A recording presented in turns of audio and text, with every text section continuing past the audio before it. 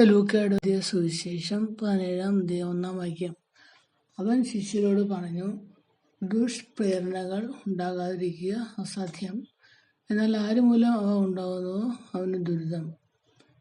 ഇതുപോലെ ദുരിതം എന്ന വാക്ക് വരുന്ന വേറൊരു വചനം ലൂക്ക 21-23. ആ ദിവസങ്ങളിൽ ഗർഭിണികൾക്കും മുലയൂട്ടുന്നവർക്കും ദുരിതം. അന്ന് ഭൂമുഖത്ത് വലിയ ഞെരുക്കവും ഈ ജനത്തിന്റെ മേൽ വലിയ ക്രോധവും നിപതിക്കും. 17-3. നിങ്ങൾ ശ്രദ്ധയുള്ളവരായിരിക്കുവിൻ. നിന്റെ സഹോദരൻ തെറ്റ് ചെയ്താൽ അവനെ ശാസിക്കുക, പശ്ചാത്തപിച്ചാൽ അവനോട് ക്ഷമിക്കുക. അപ്പോൾ അപ്പസ്തോലന്മാർ കർത്താവിനോട് പറഞ്ഞു, ഞങ്ങളുടെ വിശ്വാസം വർദ്ധിപ്പിക്കണമേ. വചനമേത്? 17-5. 17-11.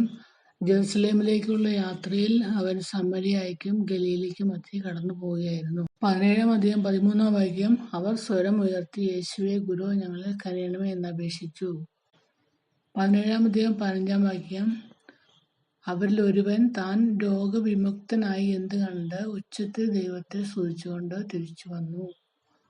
16. അവൻ യേശുവിന്റെ കാൽക്കൽ സാഷ്ടാംഗം പ്രണമിച്ച് നന്ദി പറഞ്ഞു. അവൻ ഒരു സമരിയക്കാരനായിരുന്നു. 17-18. ഈ വിജാതിയനല്ലാതെ മറ്റാർക്കും തിരിച്ചു വന്നു ദൈവത്തെ മഹത്വപ്പെടുത്തണമെന്ന് തോന്നിയില്ലേ? 17-19. അനന്തരം യേശു അവനോട് പറഞ്ഞു, എഴുന്നേറ്റ് പൊയ്ക്കൊള്ളുക, നിന്റെ വിശ്വാസം നിന്നെ രക്ഷിച്ചിരിക്കുന്നു. 17-20. ദൈവരാജ്യം എപ്പോഴാണ് വരുന്നതെന്ന് ഫരിസേയർ ചോദിച്ചതിന് അവൻ മറുപടി പറഞ്ഞു, പ്രത്യക്ഷമായ അടയാളങ്ങൾ കൂടിയല്ല ദൈവരാജ്യം വരുന്നത്. 17-24. ആകാശത്തിന്റെ ഒരറ്റത്തു നിന്ന് മറ്റേ അറ്റത്തേക്ക് പായുന്ന മിന്നൽ പിണർ പ്രകാശിക്കുന്നത് പോലെ ആയിരിക്കും തന്റെ ദിവസത്തിൽ മനുഷ്യപുത്രനും. 17-26. നോഹയുടെ ദിവസങ്ങളിൽ സംഭവിച്ചത് എങ്ങനെയോ അങ്ങനെയായിരിക്കും മനുഷ്യപുത്രന്റെ ദിവസങ്ങളിലും. 17-27-28 വാക്യങ്ങൾ തമ്മിൽ അന്തരമുണ്ട്. നോഹയുടെ ദിവസത്തിൽ അവർ തിന്നും കുടിച്ചും വിവാഹം ചെയ്തു കൊടുത്തും കഴിഞ്ഞിരുന്നു. ലോത്തിന്റെ നാളുകളിലും അങ്ങനെ തന്നെ അവർ തിന്നുകയും കുടിക്കുകയും വാങ്ങുകയും വിൽക്കുകയും നടുകയും വീട് പണിയുകയും ചെയ്തുകൊണ്ടിരുന്നു. 17-29. പക്ഷേ ലോത്ത് സോതോമിൽ നിന്ന് ഓടിപ്പോയ ദിവസം സ്വർഗത്തിൽ നിന്ന് തീയും ഗന്ധവും പെയ്ത് അവരെല്ലാം നശിപ്പിച്ചു. 17-33. തന്റെ ജീവൻ നിലനിർത്താൻ പരിശ്രമിക്കുന്നവൻ അത് നഷ്ടപ്പെടുത്തും, എന്നാൽ തന്റെ ജീവൻ നഷ്ടപ്പെടുത്തുന്നവൻ അത് നിലനിർത്തും. അവൻ പറഞ്ഞു, ശവം എവിടെയോ അവിടെ കഴുകന്മാരും വന്നുകൂടും. വാക്യമേത്? 17-37. ലൂക്കയുടെ സുവിശേഷം 18-1. ഭഗ്നാശരാകാതെ എപ്പോഴും പ്രാർത്ഥിക്കണമെന്ന് കാണിക്കുന്ന യേശു അവരോട് ഒരു ഉപമ പറഞ്ഞു. ഉപമയേത്? ന്യായാധിപനും വിധവയും. 18-2. ദൈവത്തെ ഭയപ്പെടുകയോ മനുഷ്യരെ മാനിക്കുകയോ ചെയ്യാത്ത ഒരു ന്യായാധിപൻ ഒരു പട്ടണത്തിൽ ഉണ്ടായിരുന്നു. അങ്ങനെയെങ്കിൽ രാവും പകലും തന്നെ വിളിച്ചു കരയുന്ന തന്റെ തെരഞ്ഞെടുക്കപ്പെട്ടവർക്ക് ദൈവം നീതി നടത്തി കൊടുക്കുകയില്ലേ? അവിടുന്ന് അതിന് കാലവിളംബം വരുത്തുമോ? വാക്യവും 18-7. തങ്ങൾ നീതിമാന്മാരാണ് എന്ന ധാരണയിൽ തങ്ങളിൽ തന്നെ ആശ്രയിക്കുകയും മറ്റുള്ളവരെ പുച്ഛിക്കുകയും ചെയ്യുന്നവരോട് അവൻ ഈ ഉപമ പറഞ്ഞു. ഉപമയേത്? ഫരിസേയനും ചുങ്കക്കാരനും. വാക്ക് 18-9. 18-15. ഫരിസേയൻ മറ്റ് മനുഷ്യർ എങ്ങനെയുള്ളവരാണെന്നാണ് പറഞ്ഞത്? അക്രമികളും നീതിരഹിതരും വ്യഭിചാരികളുമായ മനുഷ്യർ. ഫരിസേയന്റെ സൽപ്രവൃത്തികൾ എന്തെല്ലാം? ഞാൻ ആഴ്ചയിൽ 2 പ്രാവശ്യം ഉപവസിക്കുന്നു, ഞാൻ സമ്പാദിക്കുന്ന സകലത്തിന്റെ ദശാംശം കൊടുക്കുന്നു. 18-12. 18-13. ചുങ്കക്കാരന്റെ പ്രാർത്ഥന എപ്രകാരമായിരുന്നു? അവൻ ദൂരെ നിന്ന് സ്വർഗത്തിലേക്ക് കണ്ണു ഉയർത്താൻ പോലും ധൈര്യപ്പെടാതെ മാറത്തടിച്ചുകൊണ്ട്, ദൈവമേ, പാപിയായ എന്നിൽ കനിയണമേ എന്ന് പ്രാർത്ഥിച്ചു. ഞാൻ നിങ്ങളോട് പറയുന്നു, ഇവൻ ആ ഫരിസേയനേക്കാൾ നീതീകരിക്കപ്പെട്ടവനായി വീട്ടിലേക്ക് മടങ്ങി. എന്തെന്നാൽ തന്നെ ഉയർത്തുന്നവൻ താഴ്ത്തപ്പെടും, തന്നെ താഴ്ത്തുന്നവൻ ഉയർത്തപ്പെടുകയും ചെയ്യും. 18-14. സത്യമായി ഞാൻ നിങ്ങളോട് പറയുന്നു, ശിശുവിനെ പോലെ ദൈവരാജ്യം സ്വീകരിക്കാത്ത ആരും അതിൽ പ്രവേശിക്കുകയില്ല. വാക്ക് 18-17. 18-18. ഒരു അധികാരി അവനോട് ചോദിച്ചത്, നല്ലവനായ ഗുരു, നിത്യജീവൻ അവകാശമാക്കാൻ ഞാൻ എന്ത് ചെയ്യണം? 18-20. പ്രമാണങ്ങൾ ഏതൊക്കെയാണെന്നാണ് പറഞ്ഞത്? വ്യഭിചാരം ചെയ്യരുത്, കൊല്ലരുത്, മോഷ്ടിക്കരുത്, കള്ളസാക്ഷ്യം നൽകരുത്, പിതാവിനെയും മാതാവിനെയും ബഹുമാനിക്കുക. 8:21 എപ്പോഴാണ് സ്വർഗത്തിൽ നിക്ഷേപം ഉണ്ടാകുമെന്ന് പറയുന്നത്? നിനക്കുള്ള എല്ലാം വിറ്റ് ദരിദ്രർക്ക് കൊടുക്കുക, അപ്പോൾ സ്വർഗത്തിൽ നിനക്ക് നിക്ഷേപം ഉണ്ടാകും. അനന്തരം വന്ന് എന്നെ അനുഗമിക്കുക. 18:24 യേശു അവനെ നോക്കിക്കൊണ്ട് പറഞ്ഞു, സമ്പത്തുള്ളവർ ദൈവരാജ്യത്തിൽ പ്രവേശിക്കുന്നത് എത്ര ദുഷ്കരം. ആരാണ് അവൻ? ഒരു അധികാരി, ധനികനായ മനുഷ്യൻ. അങ്ങനെയെങ്കിൽ രക്ഷ പ്രാപിക്കാൻ ആർക്ക് കഴിയും? ആരാണ് ചോദിച്ചത്? ഇത് കേട്ടവർ ചോദിച്ചു. 18:26 18:29 പ്രകാരം എന്തെല്ലാം ഉപേക്ഷിക്കുന്നവർക്കാണ് നിത്യജീവൻ കിട്ടുന്നത്? വീടിനെയോ ഭാര്യയെയോ സഹോദരന്മാരെയോ മാതാപിതാക്കളെയോ സന്താനങ്ങളെയോ ഉപേക്ഷിച്ചവർക്ക് ദൈവരാജ്യത്തിനു വേണ്ടി. 18:39 അവൻ ആരെ വിളിച്ചാണ് ഇപ്രകാരം പറഞ്ഞത്? ഇതാ നമ്മൾ ജെറുസലേമിലേക്ക് പോകുന്നു. മനുഷ്യപുത്രനെപ്പറ്റി പ്രവാചകന്മാർ വഴി എഴുതപ്പെട്ടതെല്ലാം പൂർത്തിയാകും. അവൻ വിജാതിയർക്ക് ഏൽപ്പിക്കും. അവൻ 12 പേരെയും അടുത്ത് വിളിച്ചു പറഞ്ഞു. 18:31 മുതൽ 33 വരെ പ്രവചനങ്ങൾ എന്തെല്ലാമാണെന്ന്. മനുഷ്യപുത്രനെപ്പറ്റി പ്രവാചകന്മാർ വഴി എഴുതപ്പെട്ടതെല്ലാം പൂർത്തിയാകും. അവൻ വിജാതിയർക്ക് ഏൽപ്പിക്കപ്പെടും. അവനെ അവർ പരിഹസിക്കുകയും അപമാനിക്കുകയും അവന്റെ മേൽ തുപ്പുകയും ചെയ്യും. അവർ അവനെ പ്രഹരിക്കുകയും വധിക്കുകയും ചെയ്യും. എന്നാൽ 3-ാം ദിവസം അവൻ ഉയിർത്തെഴുന്നേൽക്കും. 18:35 അവൻ ജെറിക്കോയെ സമീപിച്ചപ്പോൾ ഒരു കുരുടൻ വഴിയരികിലിരുന്ന് ഭിക്ഷ യാചിക്കുന്നുണ്ടായിരുന്നു. 18:37 ആര് കടന്നു പോകുന്നു എന്നാണ് അവർ പറഞ്ഞത്? നസറായനായ യേശു കടന്നു പോകുന്നു. 18:38 അപ്പോൾ അവൻ വിളിച്ചു പറഞ്ഞതെന്ത്? ദാവീദിന്റെ പുത്രനായ യേശുവേ, എന്നിൽ കനിയണമേ. 18:39 ആരാണ് നിശബ്ദനായിരിക്കാൻ പറഞ്ഞ് അവനെ ശകാരിച്ചത്? മുമ്പേ പൊയ്ക്കൊണ്ടിരുന്നവർ. 18:41 അവൻ അടുത്തു വന്നപ്പോൾ യേശു ചോദിച്ചതെന്ത്? ഞാൻ നിനക്ക് വേണ്ടി എന്തു ചെയ്യണമെന്നാണ് നീ ആഗ്രഹിക്കുന്നത്? അവൻ പറഞ്ഞു, കർത്താവേ, എനിക്ക് കാഴ്ച വീണ്ടും കിട്ടണം. യേശു പറഞ്ഞു, നിനക്ക് കാഴ്ച ഉണ്ടാകട്ടെ, നിന്റെ വിശ്വാസം നിന്നെ രക്ഷിച്ചിരിക്കുന്നു. അധ്യായം ഇത്. 18:42 18:43 തൽക്ഷണം അവന് കാഴ്ച ലഭിച്ചു. അതിനുശേഷം എന്താണ് സംഭവിച്ചത്? അവൻ ദൈവത്തെ മഹത്വപ്പെടുത്തിക്കൊണ്ട് യേശുവിന്റെ പിന്നാലെ പോയി. ഇത് കണ്ട് എല്ലാവരും ദൈവത്തെ സ്തുതിച്ചു. ലൂക്ക 19:7 ഇത് കണ്ടപ്പോൾ അവരെല്ലാവരും പിറുപിറുത്തു, ഇവൻ പാപിയുടെ വീട്ടിൽ അതിഥിയായി താമസിക്കുന്നല്ലോ. പാപി ഏത്? സക്കേവൂസ് എഴുന്നേറ്റ് പറഞ്ഞു. 19:8 കർത്താവേ, ഇതാ എന്റെ സ്വത്തിൽ പകുതി ഞാൻ ദരിദ്രർക്ക് കൊടുക്കുന്നു. ആരുടെയെങ്കിലും വക വഞ്ചിച്ചെടുത്തിട്ടുണ്ടെങ്കിൽ 4 ഇരട്ടിയായി തിരിച്ചു കൊടുക്കുന്നു.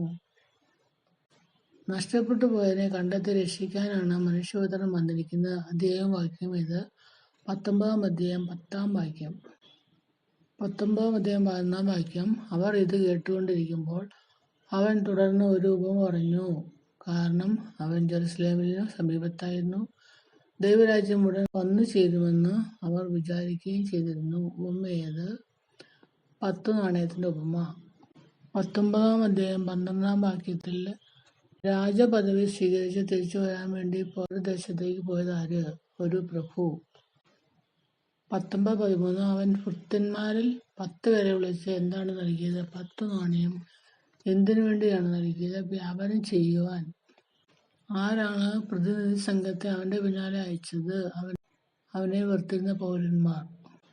19-ാം അധ്യായം 20-ാം വാക്യത്തില് വേറൊരുവൻ എവിടെയാണ് നാണയം വെച്ചിരുന്നത്? തുണിയിൽ പൊതിഞ്ഞ് സൂക്ഷിച്ചു വെച്ചു. ഞാൻ നിങ്ങളോട് പറയുന്നു, ഉള്ളവന് കൊടുക്കപ്പെടും, ഇല്ലാത്തവനിൽ നിന്ന് ഉള്ളതുപോലെ എടുക്കപ്പെടും. അധ്യായം വാക്യവും 19:26 19:29 പറയുന്ന ഒലിവ് മലയ്ക്കരികിലുള്ള 2 പ്രദേശങ്ങളേതാ?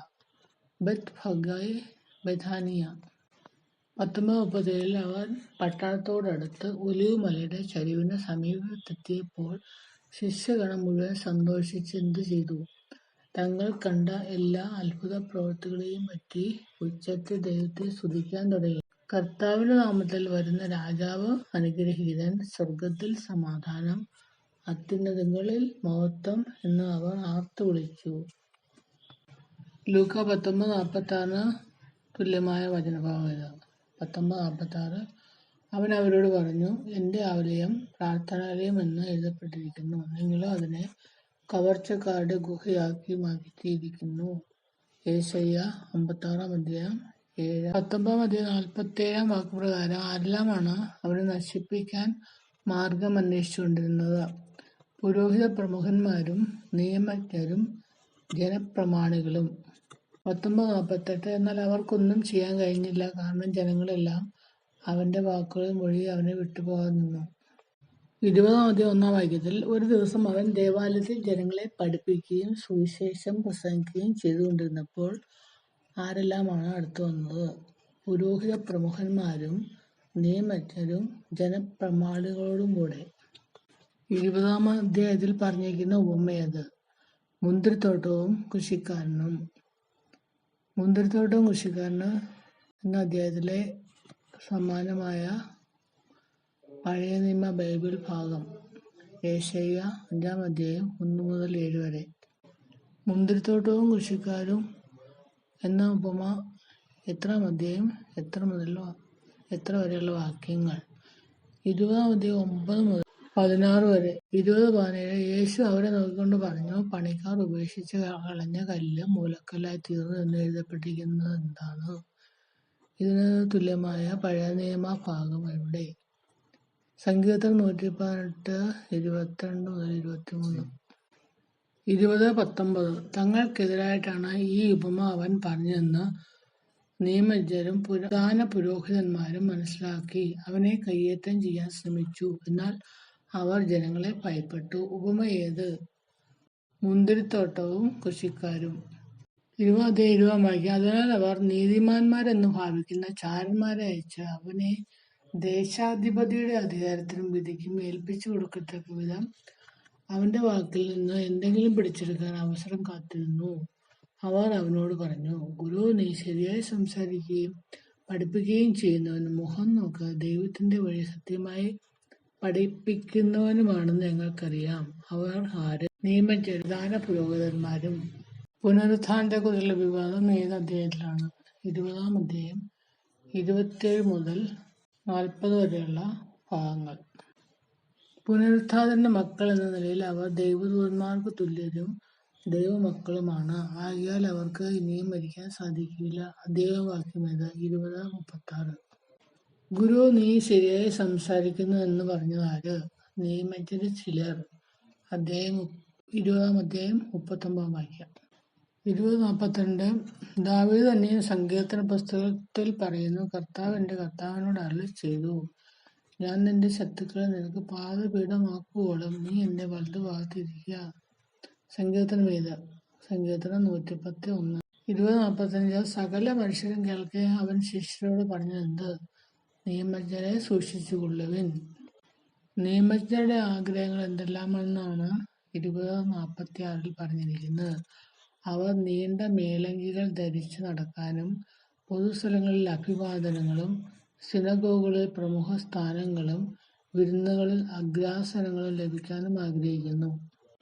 ആർക്കാണ് കൂടുതൽ കഠിനമായ ശിക്ഷാവിധി ലഭിക്കുമെന്ന് 20:47 പറയുന്നത്? നിയമജ്ഞർക്ക്. 21:2 ഒരു ദരിദ്രയായ വിധവ എത്ര തൊട്ടുകൾ ഇട്ടു? 2 ചെമ്പുതൊട്ടുകൾ. 21:4 എന്തെന്നാൽ അവരെല്ലാവരും തങ്ങളുടെ സമൃദ്ധിയിൽ നിന്ന് സംഭാവന ചെയ്തു, ഇവളാവട്ടെ തന്റെ ദാരിദ്ര്യത്തിൽ നിന്ന് ഉപജീവനത്തിനുള്ള വക മുഴുവനും നിക്ഷേപിച്ചിരിക്കുന്നു. 21:5 ചില ആളുകൾ ദേവാലയത്തെപ്പറ്റി എന്താണ് പറഞ്ഞത്? അത് വിലയേറിയ കല്ലുകളാലും കാണിക്ക വസ്തുക്കളാലും അലങ്കരിക്കപ്പെട്ടിരിക്കുന്നല്ലോ എന്ന് പറഞ്ഞു. ക്ലേശങ്ങളുടെ ആരംഭത്തിൽ സംഭവിക്കുന്ന കാര്യങ്ങൾ എന്തെല്ലാമാണ്? ആരും നിങ്ങളെ വഴിതെറ്റിക്കാൻ സൂക്ഷിച്ചുകൊള്ളിൽ. പലരും അവൻ ഞാനാണ് എന്നും സമയം അടുത്തു എന്നും പറഞ്ഞുകൊണ്ട് എന്റെ നാമത്തിൽ വരും. യുദ്ധങ്ങളെയും കലഹങ്ങളെയും കുറിച്ച് കേൾക്കും. ജനം ജനത്തിനെതിരായും രാജ്യം രാജ്യത്തിനെതിരായും തല ഉയർത്തും. വലിയ ഭൂകമ്പങ്ങളും പല സ്ഥലങ്ങളിലും ക്ഷാമവും പകർച്ചവ്യാധിയും ഉണ്ടാകും. ഭീകര സംഭവങ്ങളും ആകാശത്തിൽ നിന്ന് വലിയ അടയാളങ്ങളും ഉണ്ടാകും. ഇവയ്ക്കെല്ലാം മുമ്പ് അവർ നിങ്ങളെ പിടികൂടുകയും പീഡിപ്പിക്കുകയും ചെയ്യും. സിനഗോഗുകളിലും കാരാഗൃഹം നിങ്ങളെ ഏൽപ്പിച്ചു കൊടുക്കും. എന്റെ നാമത്തെ പ്രതി രാജാക്കന്മാരുടെയും ദേശാധിപതികളുടെയും മുമ്പിൽ അവർ നിങ്ങളെ കൊണ്ടുചെല്ലും. 21 അധ്യായത്തിൽ എന്റെ നാമത്തെ പ്രതി എന്റെ നിമിത്തം എന്ന് എത്ര തവണ ആവർത്തിച്ചിട്ടുണ്ട്? 2 തവണ. 21, 12, 21, 17. 21, 19 പ്രകാരം പീഡനത്തിൽ ഉറച്ചു നിൽക്കുന്നതിലൂടെ നിങ്ങൾ എന്ത് നേടും? നിങ്ങളുടെ ജീവനെ നിങ്ങൾ നേടും. ലൂക്കായുടെ സുവിശേഷത്തിൽ ഏതെല്ലാം അധ്യായങ്ങളിലാണ് മനുഷ്യപുത്രന്റെ ആഗമനത്തെക്കുറിച്ച് പറഞ്ഞിരിക്കുന്നത്? 17 അധ്യായത്തിലും 21 അധ്യായത്തിലും. 21 അധ്യായം 25 മുതൽ വാക്യങ്ങളിൽ മനുഷ്യപുത്രന്റെ ആഗമനത്തെക്കുറിച്ച് പറഞ്ഞിട്ടുണ്ട്. 17 അധ്യായത്തിലെ 20 മുതൽ 37 വരെയുള്ള വാക്യങ്ങളിൽ മനുഷ്യപുത്രന്റെ ആഗമനത്തെക്കുറിച്ച് പറഞ്ഞിരിക്കുന്നു. 21 അധ്യായം 28 വാക്യം, ഇവ സംഭവിക്കാൻ തുടങ്ങുമ്പോൾ നിങ്ങൾ ശിരസ്സ് ഉയർത്തി നിൽക്കുവിൻ, എന്തെന്നാൽ നിങ്ങളുടെ ഡാഷ് സമീപിച്ചിരിക്കുന്നു, നിങ്ങളുടെ വിമോചനം സമീപിച്ചിരിക്കുന്നു. 21, 29 ഒരു ഉപമയും അവൻ അവരോട് പറഞ്ഞു. എന്താണ് ഉപമ? അത്തിമരത്തെയും മറ്റു മരങ്ങളെയും നോക്കുവിൻ. ആകാശവും ഭൂമിയും കടന്നു പോകും, എന്നാൽ എന്റെ വാക്കുകൾ കടന്നു പോകുകയില്ല. അധ്യായവും വാക്യം ഏത്? 21 അധ്യായം 33 വാക്യം. 21 അധ്യായം 34 വാക്യത്തിൽ എന്തെല്ലാം നിങ്ങളുടെ മനസ്സ് ദുർബലമാക്കും എന്നാണ് പറഞ്ഞിരിക്കുന്നത്? സുഖലോലുപത, മദ്യാസക്തി, ജീവിത വ്യഗ്രത എന്നിവയാൽ നിങ്ങളുടെ മനസ്സ് ദുർബലമാവുകയും ആ ദിവസം ഒരു കെണി പോലെ പെട്ടെന്ന് നിങ്ങളുടെ മേൽ വന്നു വീഴുകയും ചെയ്യാതിരിക്കാൻ ശ്രദ്ധിക്കുവിൻ. 21 അധ്യായം 36 വാക്യത്തിൽ സംഭവിക്കാനിരിക്കുന്നവ ഇവയിൽ നിന്നെല്ലാം രക്ഷപ്പെട്ട് മനുഷ്യപുത്രന്റെ മുമ്പിൽ പ്രത്യക്ഷപ്പെടാൻ വേണ്ട കരുത്ത് ലഭിക്കാൻ എന്ത് ചെയ്യണമെന്നാണ് പറഞ്ഞിരിക്കുന്നത്? സദാ പ്രാർത്ഥിച്ചുകൊണ്ട് ജാഗരൂകരായിരിക്കുവിൻ. 21 അധ്യായം 28 വാക്യം എന്ത്? അവസാനത്തെ വാക്യം, അവന്റെ വാക്കു കേൾക്കാൻ വേണ്ടി ജനം മുഴുവൻ അതിരാവിലെ ദേവാലയത്തിൽ അവന്റെ അടുത്ത് വന്നിരുന്നു. ലൂക്കായുടെ സുവിശേഷം 22 അധ്യായത്തിൽ 2 വാക്യം പ്രകാരം ആരെല്ലാമാണ് അവനെ എങ്ങനെ വധിക്കാമെന്ന് അന്വേഷിച്ചുകൊണ്ടിരുന്നത്? പുരോഹിതന്മാരും നിയമജ്ഞരും.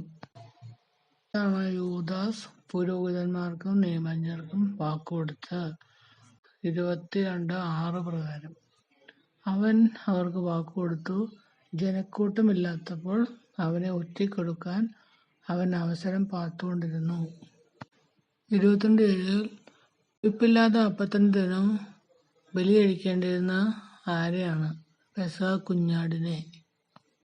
ലൂക്കായുടെ സുവിശേഷം 22 അധ്യായം 20 വാക്യം, അപ്രകാരം തന്നെ അത്താഴത്തിന് ശേഷം അവൻ പാനപാത്രമെടുത്ത് അരുളിച്ചെയ്തു, ഈ പാനപാത്രം നിങ്ങൾക്ക് വേണ്ടി ചിന്തപ്പെടുന്ന എന്റെ രക്തത്തിലുള്ള പുതിയ ഉടമ്പടിയാണ്. ലൂക്കയുടെ സുവിശേഷം 20 അധ്യായം 29 വാക്യം, എന്റെ പിതാവ് എനിക്ക് രാജ്യം കൽപ്പിച്ചു തന്നിരിക്കുന്നത് പോലെ ഞാൻ നിങ്ങൾക്കും തരുന്നു. അത് എന്തിനു വേണ്ടിയാണെന്നാണ് 22 അധ്യായം 30 പറഞ്ഞിരിക്കുന്നത്.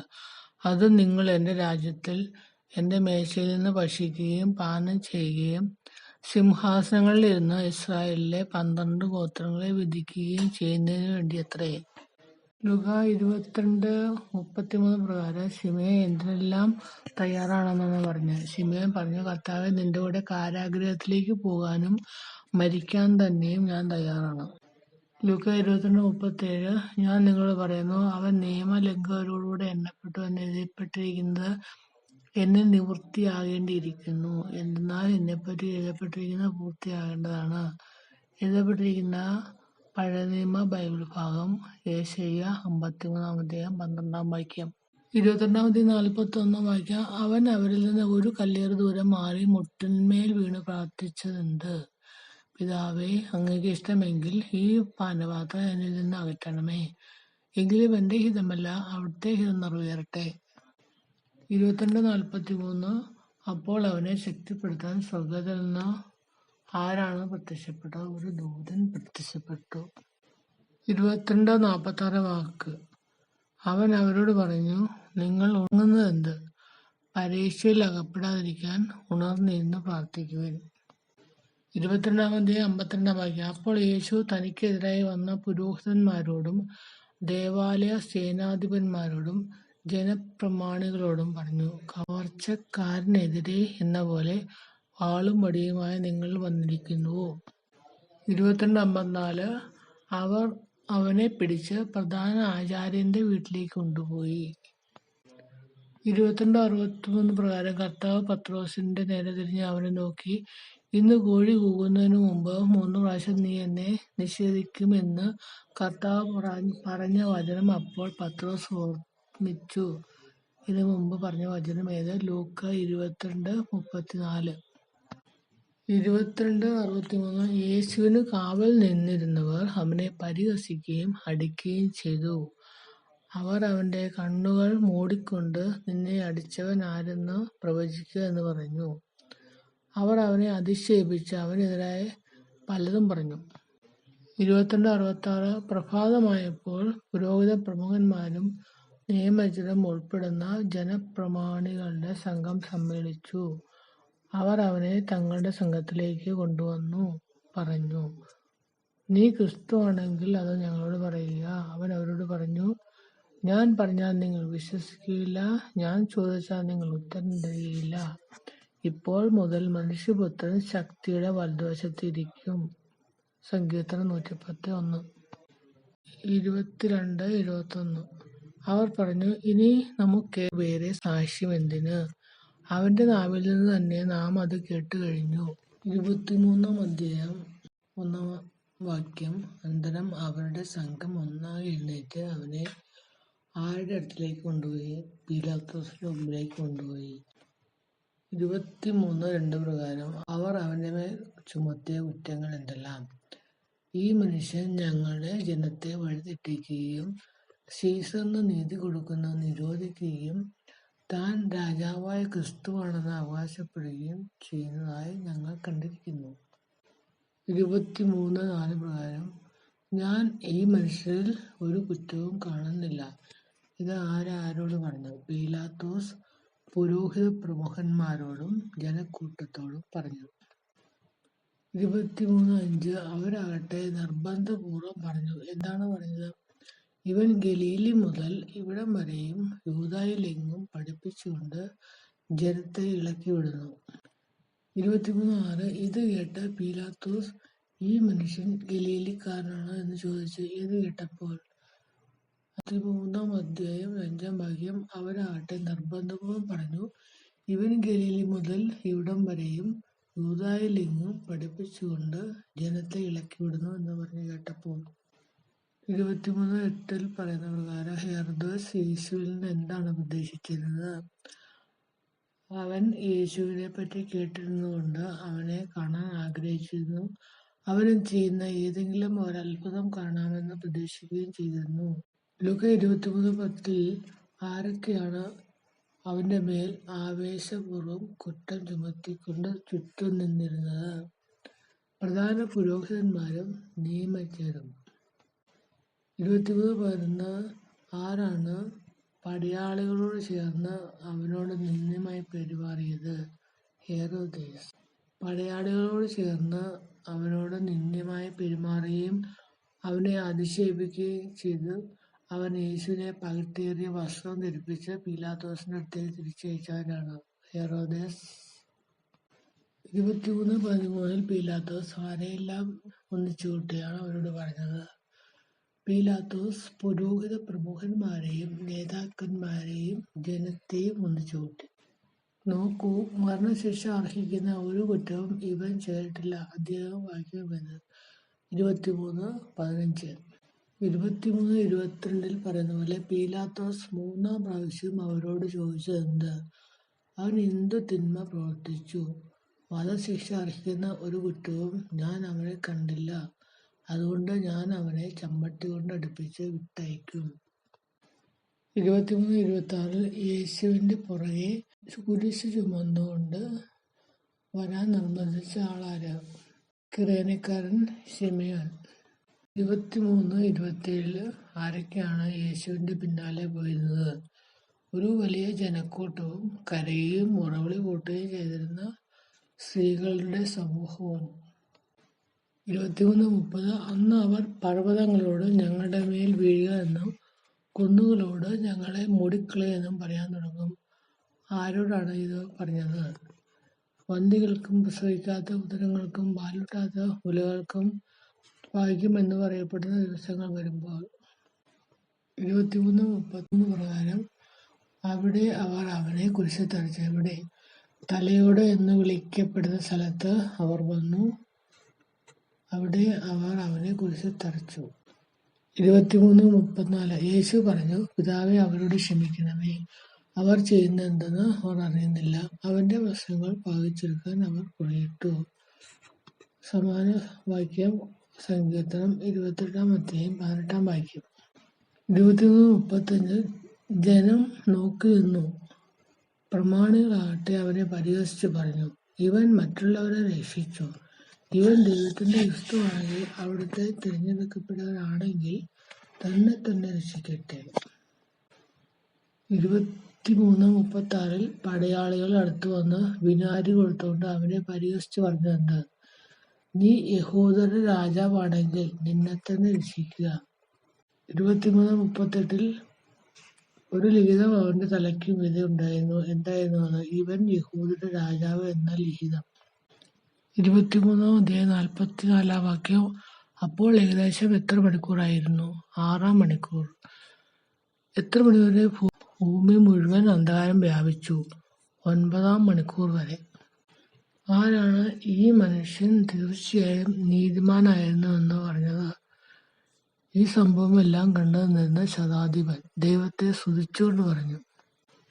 23:49 ആരാണ് മാറത്തടിച്ചുകൊണ്ട് തിരിച്ചുപോയത്? 23:48 കാഴ്ച കാണാൻ കൂടിയിരുന്ന ജനക്കൂട്ടം ഇതെല്ലാം കണ്ട് മാറത്തടിച്ചുകൊണ്ട് തിരിച്ചുപോയി. ആരാണ് ഇതെല്ലാം കണ്ട് നിന്നിരുന്നത്?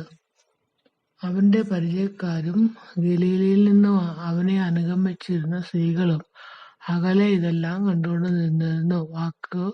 അധ്യായം 23 49 വാക്യം.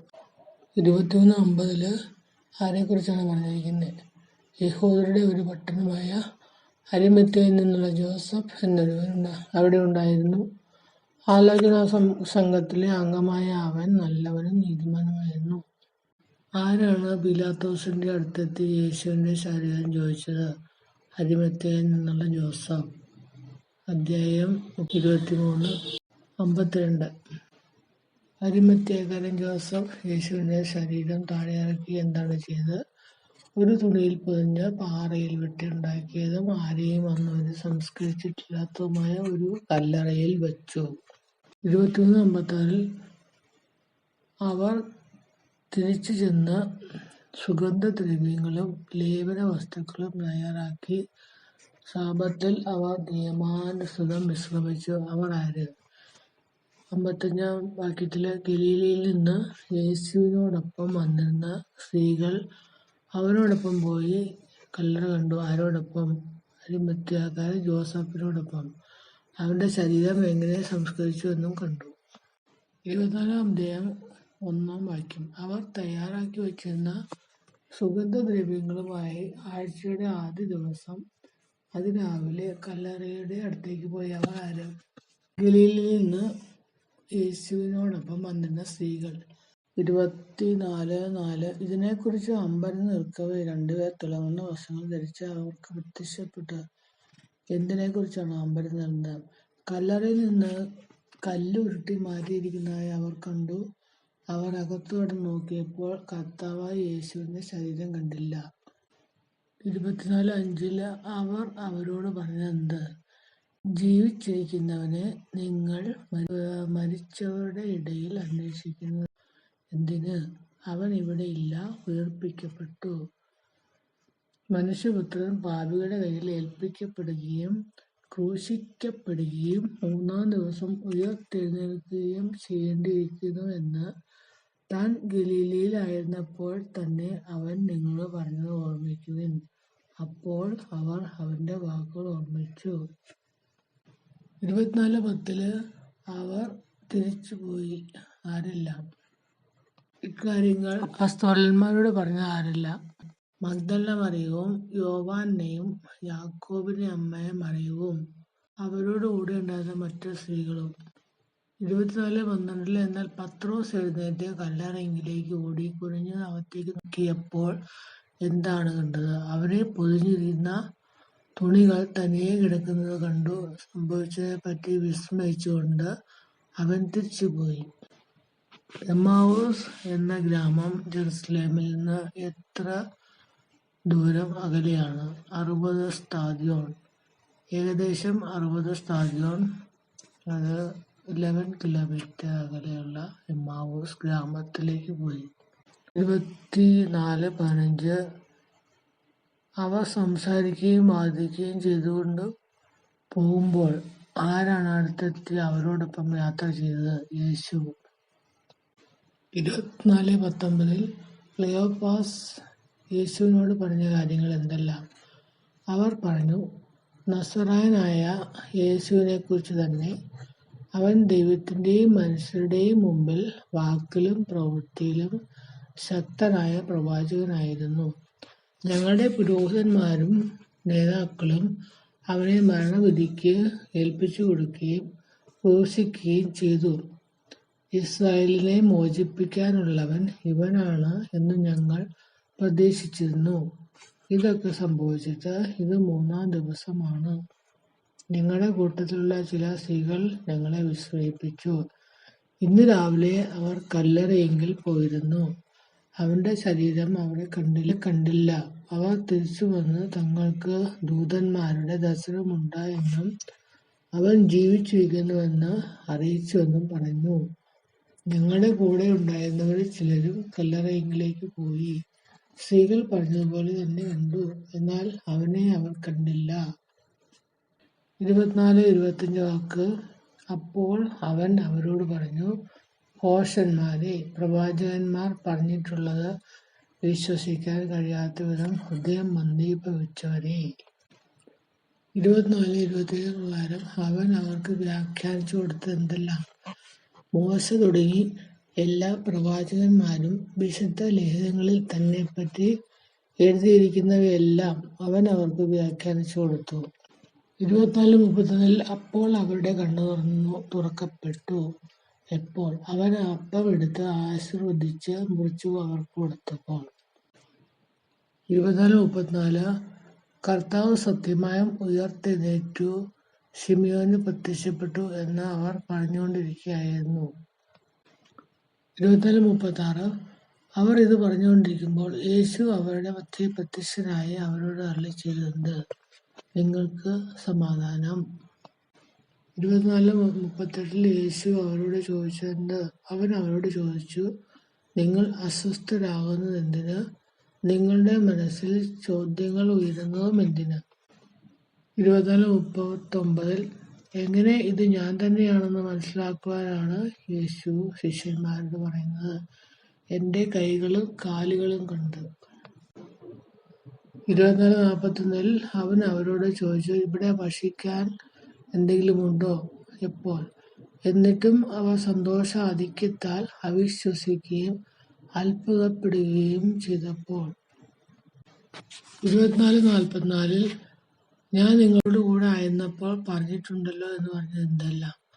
അവൻ അവരോട് പറഞ്ഞു, മോശയുടെ നിയമത്തിലും പ്രവാചകന്മാരിലും സങ്കീർത്തനങ്ങളിലും എന്നെക്കുറിച്ച് എഴുതപ്പെട്ടിരിക്കുന്നതല്ല പൂർത്തിയാകേണ്ടിയിരിക്കുന്നു എന്ന് ഞാൻ നിങ്ങളോട് കൂടെ ആയിരുന്നപ്പോൾ പറഞ്ഞിട്ടുണ്ടല്ലോ. 24-45 വിശുദ്ധ ലിഖിതങ്ങൾ ഗ്രഹിക്കാൻ തക്കവിധം അവരുടെ രാഷ് അവൻ തുറന്നു. മനസ്. 24-46 ഇങ്ങനെ അവൻ പറഞ്ഞു, ഇങ്ങനെ എഴുതപ്പെട്ടിരിക്കുന്നു, ക്രിസ്തു സഹിക്കുകയും 3-ാം ദിവസം മരിച്ചവരിൽ നിന്ന് ഉയർത്തെഴുന്നേൽക്കുകയും ചെയ്യണം. എഴുതപ്പെട്ടിരിക്കുന്ന വചനഭാഗം എവിടെ? ഹോസിയ 6-ാം 2-ാം 24-48 നിങ്ങൾ ഇവയ്ക്ക് സാക്ഷികളാണ്. എന്തിന്? പാപമോചനത്തിലുള്ള അനുതാപം അവന്റെ നാമത്തിൽ ജെറുസലേമിൽ ആരംഭിച്ച് എല്ലാ ജനതകളോടും പ്രഘോഷിക്കപ്പെടേണ്ടിയിരിക്കുന്നു.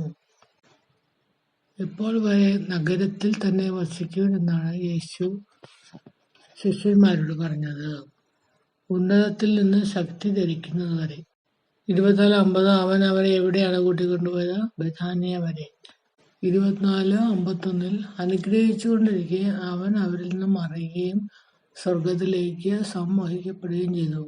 അപ്പോൾ അവർ എന്തു ചെയ്തു? അവർ അവനെ ആരാധിച്ചു. അത്യന്ത ആനന്ദത്തോടെ ജെറുസലേമിലേക്ക് മടങ്ങി. അവർ ദൈവത്തെ സ്തുതിച്ചുകൊണ്ട് സദാസമയവും ദേവാലയത്തിൽ കഴിഞ്ഞുകൂടി.